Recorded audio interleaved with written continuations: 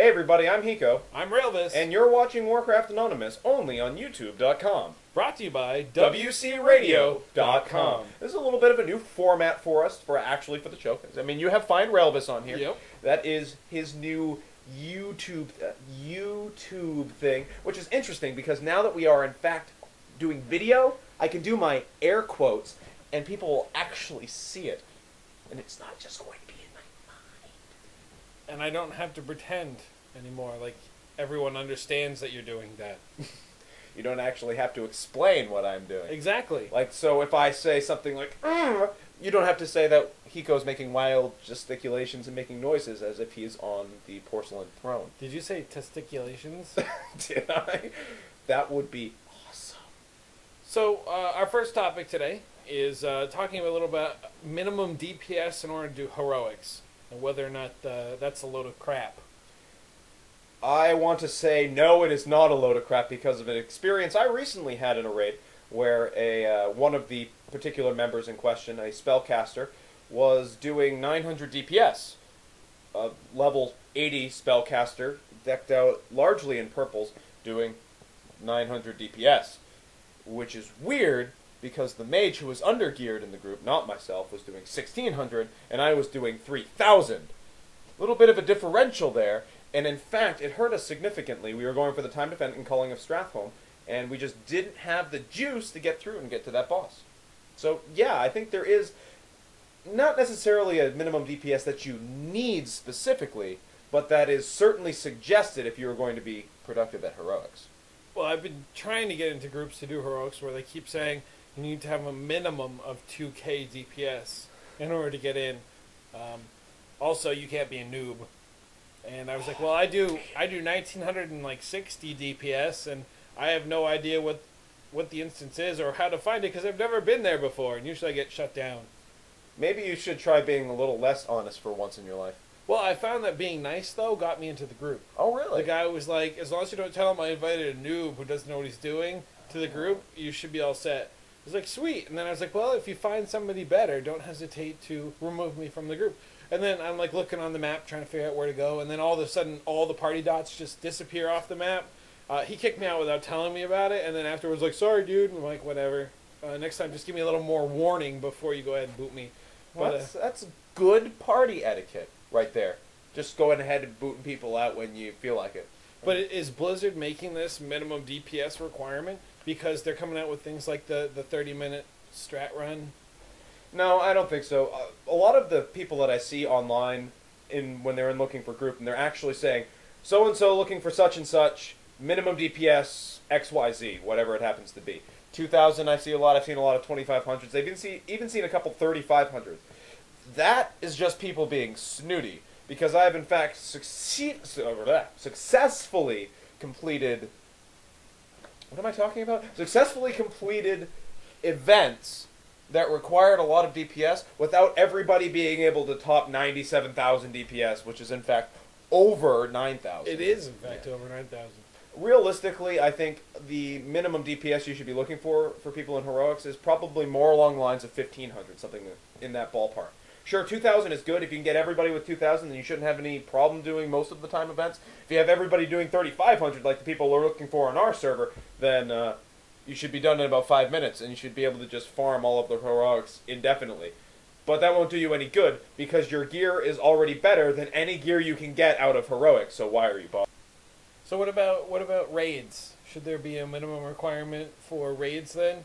Actually, I was trying to get the Oculus at the time. That's when the guy's like, no, you have to be able to do 2K to get into a raid.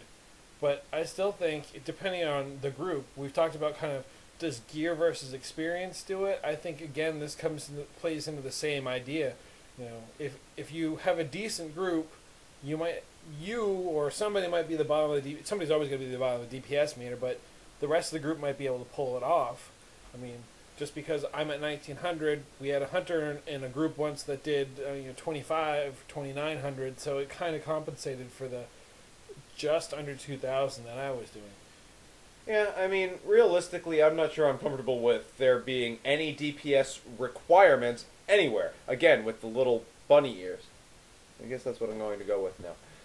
But there is certainly some dependence on how your group is going to perform, depending on the DPS that you have.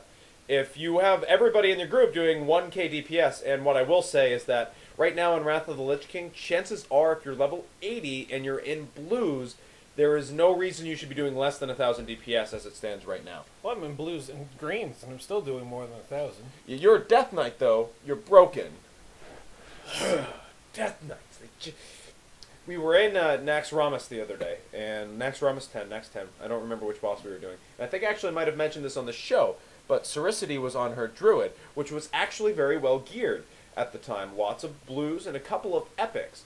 And we were having a little bit of trouble with the boss. It's the spellcaster guy, summons skeletons. There are 2 phases, go back and forth. I'm not a raider anymore. I couldn't tell you what it is. But she switched over to her Death Knight, who was still in greens up in the DPS. Like 400 more DPS than her blue and purple Feral Druid. What is that about? I don't understand. Your class is terrible. It needs to be nerfed terribly. And my phone is vibrating. You know what that means, folks? I might be getting an email to Hiko@WCRadio.com. Because if you, in fact, email Hiko@WCRadio.com, it goes right to this thing, right here, my BlackBerry. That's right. Do it. Send me email. I'll respond to you while I'm in class. And how do you spell Hiko? Is that what the... That is FPXXN at WCRadio.com.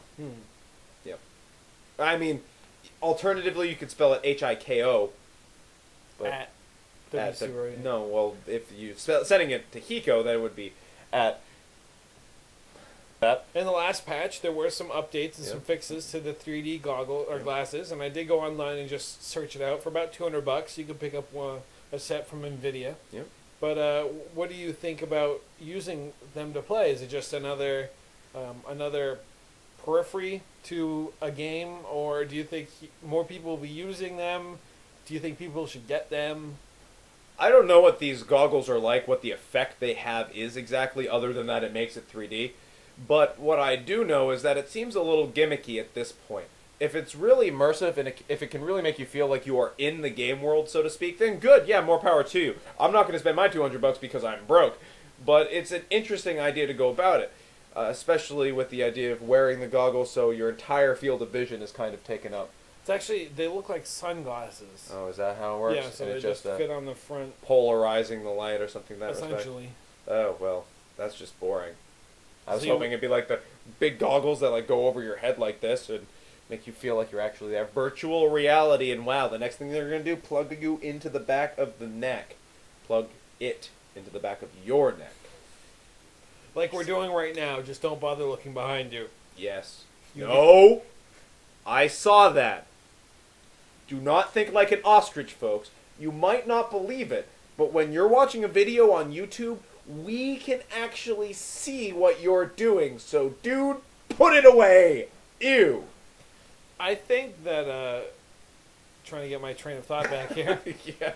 I'm sorry. That using something like 3D glasses might be kind of fun. I don't, as you put it, I don't know if it's worth my $200 at the moment, but it might be kind of entertaining to play with. But I also think it not only gimmicky, but would probably only last for so long, especially if you think, how many games is it going to work on right now, things like that. I'm sure it'll be one of those things that might expand, but I also would rather wait till they got a couple years of experience under their belt with this being on the market when they come out with the second version. Yeah, it could turn into the next, say, Virtual Boy. Yeah, that's what I was thinking. And that would be pretty terrible. For your eyes. Yeah. Oh, God! That's how I would describe Red to a blind man. Virtual Boy. Because everything was red. Not that they could see it, but that just wouldn't stop me. I like being I would describe the insensitive. color red as this experience that you'd have to see it to believe it. Oh, God!